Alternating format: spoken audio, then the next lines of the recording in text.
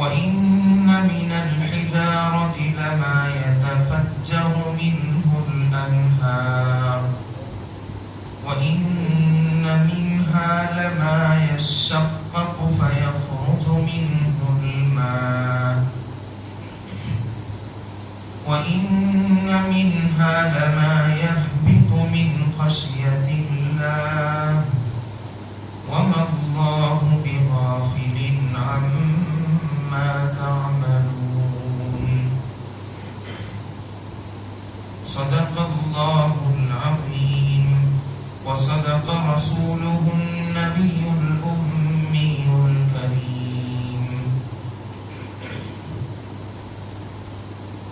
محترم معزز مکرم سامعین کرام، عزیز طلبہ، ابھی میں آپ حضرات کے سامنے سورۃ البقرہ کی ایک بہت ہی اہم آیت مبارکہ تلاوت فرمائی ہے، اور آج کا عنوان ہمارا یہ ہے کہ ہم اللہ سے کتنا ڈرتے ہیں اور کیسے ڈرتے ہیں، اور انسان کتنا ڈرتے ہیں، غیر انسان یعنی غیر جاندار چیز کتنا اللہ سے ڈرتی ہے، اور ڈرنے سے انسان کو اور غیر انسان کو کیا فائدہ ہوتا ہے، اس سلسلے میں تھوڑی روشنی جو ہے انشاءاللہ ڈالتا ہوں۔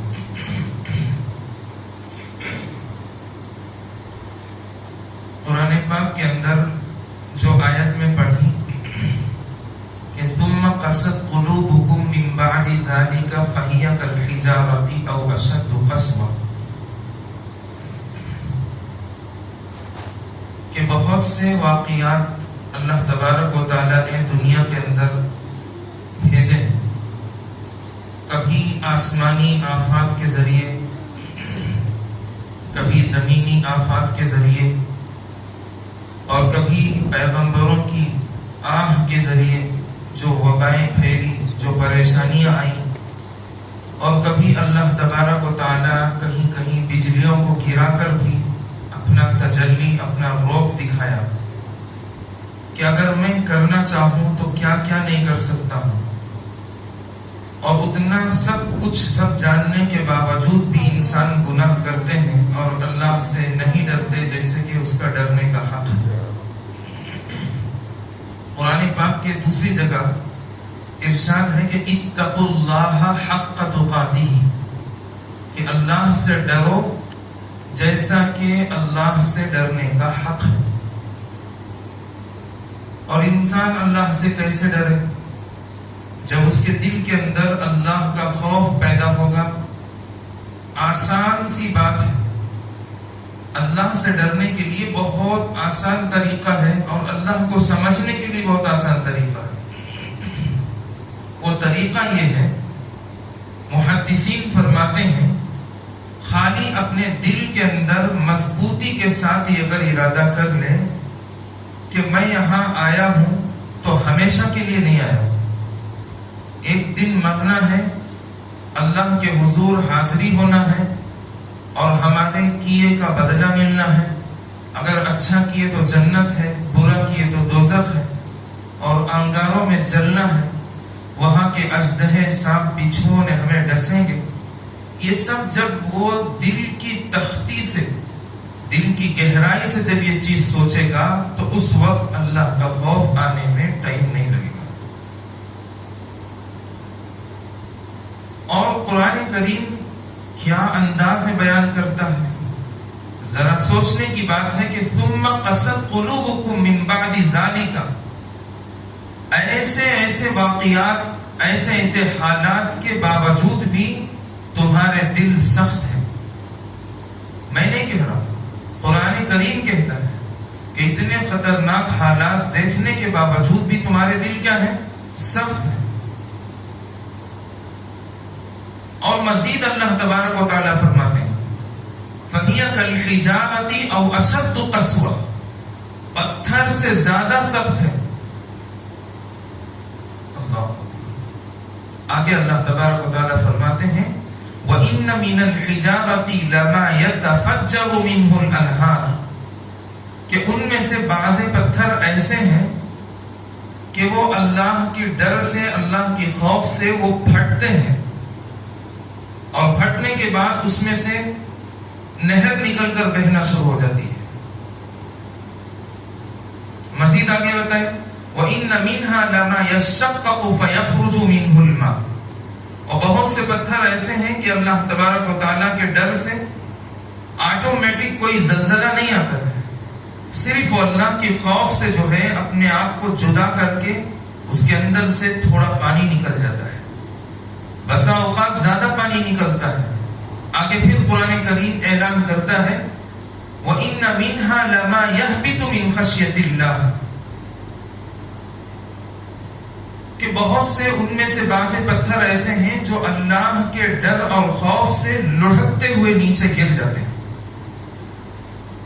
اور لوگ کیا سمجھتے ہیں، جیسے مثال کے طور پر کوئی آدمی کہیں گھومنے کے لیے گیا، سامنے پہاڑ کا ایک بہت بڑا ذخیرہ ہے، وہاں سے ایک پتھر گرتا ہے تو سامنے اس کی گاڑی روکنے کے بعد یہ ادھر دیکھ کر ویڈیو فوٹو بنا کر کہتا ہے کہ ہو سکتا ہے کوئی کام چل رہا ہو، یا ہو سکتا ہے کسی ذرائع کی وجہ سے پہاڑ یا پتھر گرا ہوا ہو۔ لیکن اللہ تبارک و تعالیٰ کہتے ہیں وَإِنَّ مِنْهَا لَمَا يَهْبِطُ مِنْ خَشْيَةِ اللَّهِ اللہ کے ڈر سے پتھر لڑکتا ہوا گرا ہوگا اور گرتا ہے۔ وَمَا اللَّهُ بِغَافِلٍ عَمَّا تَعْمَلُونَ اور اللہ تبارک و تعالیٰ تمہارے کاموں سے بے خبر نہیں ہے، باخبر ہے۔ انسان تو اللہ سے ڈرتے نہیں ہیں، جانور، پتھر، درخت اللہ تبارک و تعالیٰ سے خوف کرتے ہیں۔ میں بتلایا تھا کہ قرآن کریم کا جب نزول کا وقت آیا اس وقت بھی اللہ تبارک و تعالیٰ پتھر، پہاڑ سے مخاطب کیا، کہا کہ ایک ایسی چیز، ایسا انمول خزانہ میں آسمانوں کی بلندیوں سے عرش سے اتار کر اسے فرش والوں کے لیے دینا چاہتا ہوں۔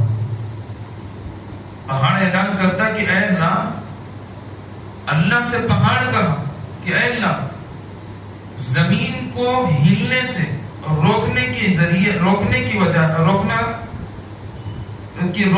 اس کو روکنا ہے زمین کو، تو اس کو ذریعہ مجھے میخ کے طور پر گاڑ دیا، اور ساری دھرتی، ساری کائنات میرے پیٹھ پر سوار ہے، اب اس سے بڑھ کر کیا چیز ہو سکتی ہے؟ تو اس وقت اللہ تبارک و تعالیٰ فرماتے ہیں کلام اللہ شریف جو لوح محفوظ میں ہے اس کو میں اتارنا چاہتا ہوں۔ لرز اٹھا، کانپ اٹھا پہاڑ، کہنے لگا لو انزلنا هذا القرآن على جبل لرأيته خاشعا متصدعا من خشية الله کہ اے اللہ مجھے وہ طاقت، وہ جرأت، وہ بہادری، وہ دلیری نہیں ہے کہ تیرے ایسے عظیم الشان کلام کو میں اسے برداشت کر سکوں، میں ریزہ ریزہ ہو جاؤں گا، میں ٹکڑے ٹکڑے ہو جاؤں گا۔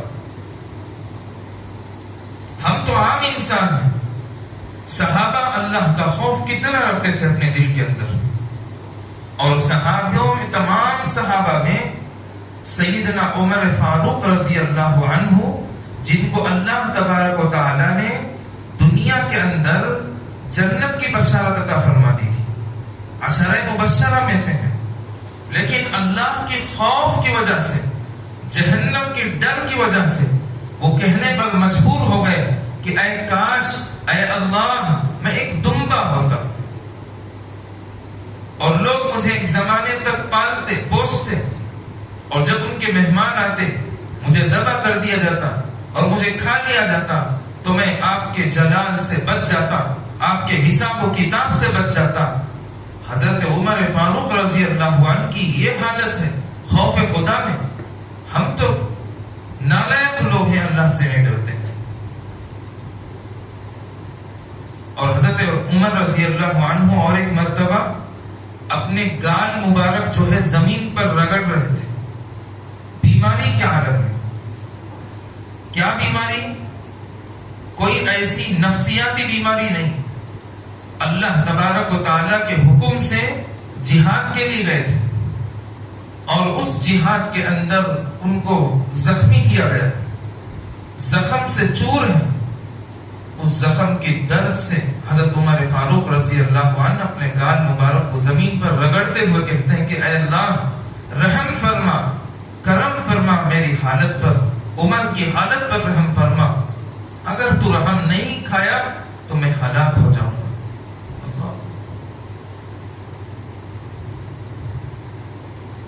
یہ وہ شخصیت ہیں جن کو اللہ تبارک و تعالی نے جنت کی بشارت دنیا کے اندر سرٹیفکیٹ کے طور پر دے دیا ہے۔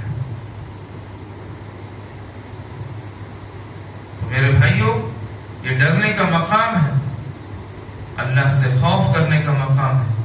کوئی آدمی دنیا کے اندر ہمیشہ کے لیے نہیں آیا ہے، سب کو موت آنی ہے، سب کو اللہ کے دربار میں پہنچنا ہے، سب کو اللہ کی حاضری کے پاس حاضری دینا ہے، اور سب کو قیامت کے دن جمع ہونا ہے اور اپنے کیے کا بدلہ لینا ہے۔ تو کس بات پر تم غرور کرتے ہو، کس بات پر اتنا اتراتے ہو، اور کون سا دل کون سا جگر رکھ کر تم زندگی گزارتے ہو کہ ہم اللہ کے پاس حاضری ہماری کوئی چیز نہیں۔ ایسے ایسے واقعات ہیں۔ اب قرآن کریم کیسے کیسے پتھروں کے بارے میں بیان کیا۔ اللہ کے نبی علیہ الصلوۃ والسلام کی شہادت کا جب موقع آیا کہ آپ اللہ کے رسول ہیں، منافقوں نے اللہ کے نبی علیہ الصلوۃ والسلام کا مذاق اڑایا اور کہنے لگے کہ تم اللہ کے پیغمبر ہو، کیا دلیل ہے تمہارے پاس؟ ابو جہل بھی یہ بات کہنے لگا، کیا چیز لے کر آئے ہو، کیا ثبوت لے کر آئے ہو کہ ہم مان لیں کہ آپ اللہ کے رسول ہیں، آخری پیغمبر ہیں؟ اللہ کے نبی علیہ السلام نے کہا، اپنی زبان سے میں کہوں یا تو کہے، جو چیز سے میں اس سے کہلوا دوں۔ ہاتھ میں کنکر تھا، اللہ کے نبی علیہ السلام نے کنکر کی طرف اشارہ کیا، تو بول۔ ابو جہل کھڑا دیکھ رہا ہے منظر کو، کنکر سے آواز آتی ہے، اشہد ان لا الہ الا اللہ واشہد ان محمدن عبدہ ورسولہ، کہ میں گواہی دیتا ہوں کہ اللہ کے سوا کوئی معبود نہیں، اور میں گواہی دیتا ہوں کہ حضرت محمد صلی اللہ علیہ وسلم اللہ کے سچے پکے رسول ہیں۔ اتنا سب کچھ ہونے کے باوجود بھی ابو جہل انکار کر دیا۔ دیکھو صحابہ کے اندر کیا خوف، اللہ کا کیا ڈر تھا۔ اور ایک مرتبہ حضرت عمر فاروق رضی اللہ عنہ، ان کے دل کے اندر ایک خوف آیا کہ اگر قیامت کے دن اللہ تبارک و تعالی اعلان کر دے کہ سارے لوگ جنت میں جائیں گے، ایک آدمی جنت میں نہیں جائے گا۔ حضرت عمر رضی اللہ عنہ، جن کو دنیا کے اندر جنت کی بشارت، عشرہ مبشرہ کا لقب اللہ تبارک و تعالی دیے ہیں، وہ عمر، وہ کہتے ہیں کہ مجھے خوف ہے، اللہ کے عذاب کا ڈر ہے، جہنم کی آگ کا، وہاں کے عذابات کا، وہاں کے سانپ اور بچھوؤں کا مجھے خوف اتنا ستاتا ہے کہ مجھے ڈر ہے کہ وہاں کے اعلان میں بھی مجھے یہ خوف ہوگا کہ کہیں وہ جہنمی جو ایک آدمی وہ عمر نہ ہو، اور پھر اگر اعلان ہو کہ سارے کے سارے جہنم میں چلے جائیں، ایک آدمی جنتی ہے، تو اس وقت مجھے امید بھی اللہ کے ذات سے ہے۔ دیکھو اللہ پر کیا بھروسہ ہے، کیا خوف ہے، کیا بھروسہ ہے اللہ کے اوپر۔ وہ کہتے ہیں کہ اگر اللہ ایسا اعلان کر دے کہ سب کے سب جہنمی ہیں، ایک جنتی ہے، تو مجھے میرے اللہ کی ذات سے امید ہے کہ میں بھی یہ گمان کروں گا کہ وہ جنتی میں۔ یہ اللہ والوں کی شان ہے، یہ صحابہ کی شان ہے، وہ بھی انسان تھے لیکن اللہ سے کیا خوف رکھتے تھے۔ پتھر تو بے جاندار چیز ہے، لیکن اللہ سے کیا خوف۔ کہیں پتھر پھٹ رہا ہے، کہیں پتھر چیر کر پانی نکل رہا ہے، کہیں پتھر بلندیوں سے لڑکتا ہوا نیچے گر رہا ہے، کہیں شہادت دے رہا ہے۔ ایک مرتبہ حضرت موسیٰ علیہ السلام کہیں تشریف لے آتے جنگل کے بیابانوں میں، تو اس وقت انہوں نے دیکھا کہ ایک پتھر چیخ مار مار کر رو رہا ہے۔ کیسا اللہ کا خوف ہے. یہ واقعات ایسے ہیں کہ پتھروں پر بیان ہو رہا ہے. وہ پتھر چیخ کر رو رہا ہے. موسیٰ علیہ السلام نے قریب گئے. پہلے تو ان کو وہم اور گمان ہوا کہ کہیں کوئی بچہ تو نہیں رو رہا ہے. وہ چاروں طرف جب نظر پھیرے اور دیکھے تو کچھ بھی نہیں ہے. پتھر کے قریب جا کر بیٹھ کر کان لگا کر جب سنا تو دیکھا کہ پتھر کی چیخیں پھوٹ رہی ہیں. پتھر سے پوچھا کہ پتھر تو رو کیوں رہا ہے؟ وہ پتھر روتے ہوئے، موسیٰ تو کلیم اللہ تھے، اللہ سے بات کرنے والے، جو اللہ سے بات کر لے وہ پتھروں سے کیوں نہیں بات کرے گا؟ تو موسیٰ علیہ السلام کو پتھر کہتا ہے کہ اے موسیٰ، آپ اللہ کے نبی ہیں، اللہ کے لاڈلے ہیں، لیکن میں اس بات پر رو رہا ہوں کہ کہیں اللہ کا اعلان ہوا تھا کہ جہنم کو بھڑکانے کے لیے اللہ تبارک و تعالی جہنم کی آگ کو مزید بڑھانے کے لیے جو ایندھن بنائیں گے، ذریعہ جو بنائیں گے، وہ لکڑیوں کا نہیں پتھروں کے ہوں گے. کہیں وہ پتھر میں تو نہ ہوں. اس خوف سے میں رو رہا ہوں. آپ اللہ سے میری مغفرت کے لیے دعا کریں، میرے اوپر رحم کھانے کے لیے دعا کریں. حضرت موسیٰ علیہ السلام نے آسمانوں پر اٹھائے ہاتھ، کہنے لگے کہ اے اللہ، ہم انسان بھلے سے پیغمبر ہیں، آپ کے لاڈلے، آپ کے نبی ہیں، ہم اتنا خوف نہیں کھا سکے. یہ پتھر بے جاندار چیز ہو کر آپ کے خوف سے یہ اتنا رو رہا ہے. اے اللہ، اس کے اوپر رحم کھا دیجئے. اے اللہ، اس کو اس بات کی تصدیق کر دیجئے کہ تو جہنم کا ایندھن نہیں بنے گا. اللہ تبارک و تعالی موسیٰ علیہ السلام کی دعا قبول فرمائی اور اس کے بعد اس پتھر کو اللہ تبارک و تعالی خوشخبری دی کہ جا تو آزاد ہے، تجھے جہنم کا ایندھن نہیں بنایا جائے گا. اس کے بعد وہ حضرت موسیٰ علیہ السلام وہاں سے چلے گئے. دیکھے کہ وہ پتھر خاموش ہو گیا، چلے گئے. چند دنوں کے بعد پھر حضرت موسیٰ علیہ السلام اسی راستے سے گزر کر گئے. دیکھے کہ وہی پتھر پھر رونا شروع کر دیا اور وہی چیخ، وہی پکار. موسیٰ علیہ السلام پریشان ہو گئے. اس پتھر کے قریب گئے اور کہنے لگے کہ اے پتھر، تو نے تو مجھے کہا تھا کہ اپنے اللہ سے میرے اوپر رحم کا معاملہ کرنے کے ریکویسٹ درخواست کر دو. میں کر دیا.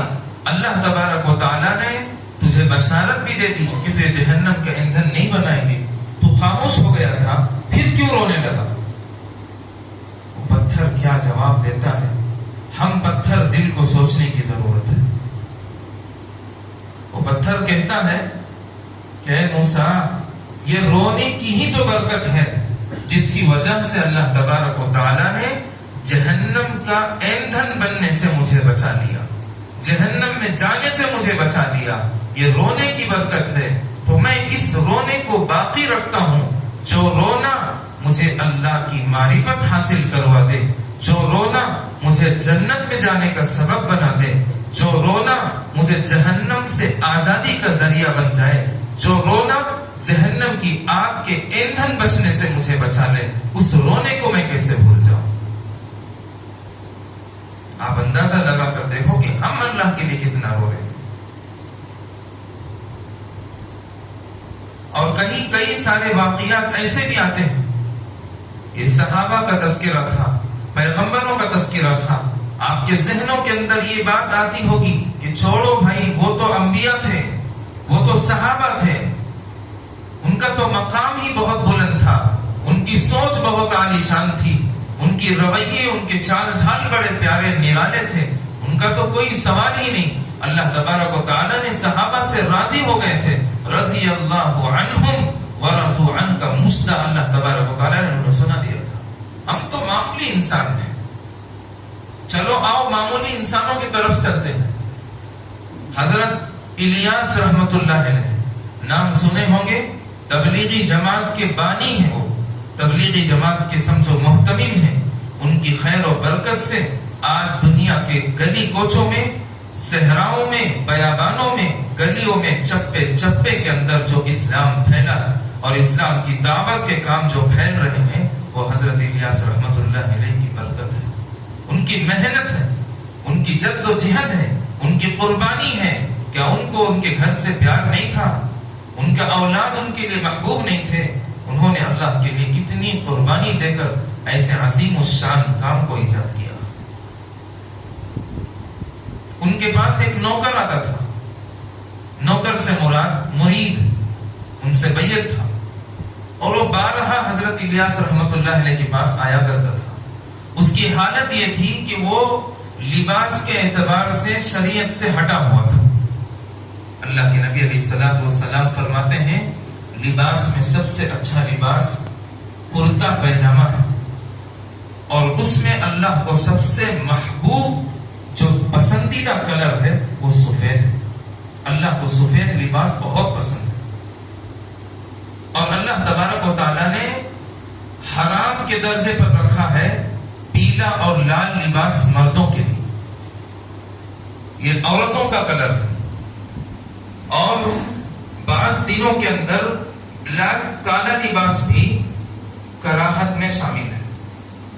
بعض لوگ جو ہے اس کو محرم کے دنوں میں پہنتے ہیں، لیکن اسلام سے اس کا کوئی تعلق نہیں ہے، اللہ کو بہت ناپسندیدہ ہے۔ اور محرم کے دن خصوصیت کے ساتھ ان کپڑوں کو پہننے کی اجازت تو بالکل نہیں۔ اگر آپ کے پاس ہے، عام دنوں میں آپ پہن رہے ہیں کوئی بات نہیں ہے، لیکن خصوصیت کے ساتھ اس کو محرم کے ساتھ خاص کرنا یہ مومن کی شان نہیں ہے۔ تو بہرحال حضرت الیاس رحمت اللہ علیہ کے پاس وہ جو مرید رہتے تھے وہ لباس کے اعتبار سے اسلامی لباس میں نہیں تھے، اور داڑھی مونڈے تھے، وہ داڑھی کاٹے ہوئے تھے۔ بہت سے لوگوں کے اندر یہ سوچ ہوتی ہے، میں بارہا کہتا ہوں، جب اللہ تبارک و تعالیٰ کا حکم ہے داڑھی 1.25 پیغمبروں کی سنت ہے، اور داڑھی مرد کی شان ہے، اسلام کا شعار ہے، اور اسلام کی آن بان شان ہے۔ اسی سے پتا چلتا ہے کہ تو مرد ہے، اسی سے پتا چلتا ہے تو مومن ہے، اسی سے پتا چلتا ہے تو اسلام والا ہے، اسی سے پتا چلتا ہے کہ تو اللہ کا مقرب بندہ ہے، اسی سے پتا چلتا ہے کہ تیرا تعلق اسلامی تعلق ہے۔ تو اس وقت ان کی داڑھی نہیں تھی، اور ایک شعر میں آپ کو بتلا دو، ناراض نہ ہونا، کہ داڑھی ہے میرے نبی کی سنت رواں۔ سنت رواں کہتے ہیں ایسی سنت جو چلتی جا رہی ہے اور قیامت تک چلے گی، اور ایک نبی کی سنت ہوتی تو آپ کو کاٹنے کی اجازت ہو سکتی ہے کہ ہو جائے۔ 1.25 پیغمبروں کی سنت ہے۔ کیا جرت، کیا بہادری، کیا دلیری، کیا ہمت، اور کیا تمہارے دل کے اندر اللہ کا خوف ہٹتا ہے کہ تم اس داڑھی کو جو اللہ کا شعار ہے، اللہ تبارک و تعالیٰ قرآن پاک کے اندر جس کا مقام، جس کا مرتبہ بتایا، پیغمبروں نے اس کو اپنایا، کیا ہمت رکھ کر، کیا دلیری رکھ کر اس کے اوپر تم اس طرح اور کینچی چلا کر 1.25 پیغمبروں کی سنت کو نکال کر نالیوں کے حوالے کرتے ہو، پیشاب کے قطروں کے حوالے کرتے ہو؟ کیا منہ دکھاؤ گے؟ کیا چہرہ لے کر جاؤ گے اللہ کے پاس؟ کیا تمہاری دعائیں قبول ہوگی؟ اللہ بھی کہے گا کہ جا کم بخت، جا جس چہرے کو لے کر تو نے میرے نبی کو ستایا، اس نبی سے جا کر معافی پوچھ، اس نبی سے دکھ، اس کے دکھ کا درد پوچھ۔ ایک مشت داڑھی رکھنا اسلام میں واجب ہے، اور چاروں طرف جو 3 طرف ہیں، تینوں طرف ایک مشت رکھنا واجب ہے۔ حضرت الیاس رحمت اللہ علیہ کے پاس جب وہ داڑھی منڈے جو مرید بن کر آئے تو حضرت کے صحبت میں رہتے تھے، اور اس کے بعد کئی زمانہ گزرا۔ حضرت نے سوچا کہ شاید ہے میرے ساتھ زندگی گزار کر اس کے دل کے اندر اللہ کا خوف آ گیا ہوگا، لاؤ میں اس کو کہوں کہ بھائی داڑھی نبی کی سنت ہے، تو رکھ لے، دیکھیں گے کہ اس کے دل کے اندر کیا ہیبت آتی ہے۔ تو انہوں نے کہا کہ بابا آپ میرے مرید ہو، جاؤ داڑھی رکھ لو، داڑھی نبی کی سنت ہے اور 1.25 پیغمبروں کی سنت ہے، لہذا وہ مرید گیا اور اس کے بعد واپس نہیں آیا۔ اتنا افسوس ہوا، اتنا افسوس ہوا، حضرت الیاس رحمت اللہ علیہ رونے لگے، آنکھوں میں آنسو آ گئے اور اس وقت ایک جملہ کہا جو بڑا عجیب و غریب ہے. ہر تبلیغی کو، ہر دعوت کے کام کو، ہر داعی کو، ہر اللہ کے راستے میں نکلنے والے کو یہ چیز معلوم ہونا چاہیے. حضرت الیاس رحمت اللہ علیہ فرماتے ہیں کہ میں غلطی کر دیا. کون غلطی کر دیا؟ میں غلطی کر دیا. پوچھا گیا کہ حضرت آپ کیا غلطی کر دیے؟ حضرت رحمت اللہ علیہ فرماتے ہیں کہ میں نے کچے تاوے پر روٹی ڈال دیا. اللہ، کیا عجیب بات ہے. کچے تاوے کے اوپر اگر روٹی ڈالیں گے تو روٹی پکے گی، سکڑ کر خراب ہو جائے گی. حضرت نے کہا کہ میں جلدی کر دیا. تو اس سے ہمیں سبق ملتا ہے، داعی دعوت دیتے رہیں. داعی گرم مزاج نہیں، نرم مزاج ہونا چاہیے. جتنا دعوت کے کام میں آپ کی رگڑ ہوگی اتنا آپ مضبوط ہوتے چلے جائیں گے. اور خوف خدا دیکھو کتنا تھا حضرت الیاس رحمت اللہ علیہ کے دل کے اندر. اللہ کا ڈر، اللہ کا خوف اور جہنم کا ڈر کتنا تھا. حضرت الیاس رحمت اللہ علیہ مرض الوفات کے موقع پر جب ان کی وفات کا وقت آیا، بیماری کے عالم میں ہیں، بستر پر لیٹے ہوئے ہیں، اس وقت حضرت الیاس رحمت اللہ علیہ رو رہے تھے. یہ کوئی معمولی کہانی نہیں ہے کہ آپ سوچ رہے ہوں گے کہ من گھڑت باتیں بیٹھ کے کر رہے ہیں. یہ واقعات آپ کو کتابوں کے اندر ملے گا. یہ ایسا واقعہ بتانے جا رہا ہوں جس کے اولاد آج دھرتی کے اندر زندہ ہیں. پاکستان کے ملک کے اندر ان کا راج ہے، اور ویسا عالم کائنات کے اندر پیدا ابھی تک نہیں ہوا جس کا نام مفتی شفیع عثمانی رحمت اللہ علیہ. قرآن کا ترجمہ انہوں نے لکھا ہے، معرف القرآن 8 جلدوں میں. قرآن اتنی موٹی سی کتاب ہے، اتنی موٹی سی کتاب کو انہوں نے لکھا مزید 8 کتابوں میں. اتنی موٹی پھر 8 کتابیں قرآن کی تفسیر لکھی. کون؟ حضرت شفیع عثمانی رحمت اللہ علیہ. ان کے بیٹے ہیں حضرت رفیع عثمانی، اور ایک بیٹے ہیں حضرت مفتی تقی عثمانی دامت برکاتہم. امت کے بہت بڑے عالم دین ہیں. شاید ہے کہ انڈیا کے اندر اتنے بڑے عالم نہ ہو. اتنا مقام اللہ تبارک و تعالیٰ نے دیا ان کو. حضرت تقی عثمانی دامت برکاتہم اپنے زبان اقدس سے بتاتے ہیں کہ حضرت شفیع عثمانی جو ان کے والد محترم ہیں رحمت اللہ علیہ، وہ اور ان کے بڑے بیٹے حضرت رفیع عثمانی رحمت اللہ علیہ، یہ دونوں مل کر کہاں گئے؟ حضرت الیاس رحمت اللہ علیہ کے پاس. کس لیے گئے؟ عیادت کے لیے گئے. تو حضرت الیاس رحمت اللہ علیہ زور و قطار سے رونے لگے. میں بتلانا یہ چاہ رہا ہوں کہ خوف خدا تم ابھی سنیں صحابہ کا، خوف خدا ابھی سنیں پیغمبروں کا، خوف خدا ابھی بتلایا پتھروں کا کہ پتھر کے پاس بھی اللہ کا ڈر کتنا تھا، درختوں کے پاس اللہ کا ڈر کتنا تھا، کنکروں کے بولیوں میں کنکر کے پاس اللہ کا ڈر کتنا تھا. ابھی میں آپ حضرات کو سنایا. تو اب چلو ایسے لوگوں کے پاس جو نہ صحابی ہیں، جو نہ پیغمبر ہیں. حضرت الیاس رحمت اللہ نے زار و قطار رونے لگے. جب حضرت وہاں قریب گئے تو مریدین نے بتایا کہ ڈاکٹروں نے منع کیا ہے حضرت سے ملاقات نہیں کرنا، یعنی قریب نہیں آنا. بعض بیماریاں ایسی ہوتی ہیں کہ جتنا لوگ قریب جائیں گے تو اس سے بیمار والے آدمی کو باقاعدہ طور پر کیا ہوتا ہے؟ تکلیف ہوتی ہے.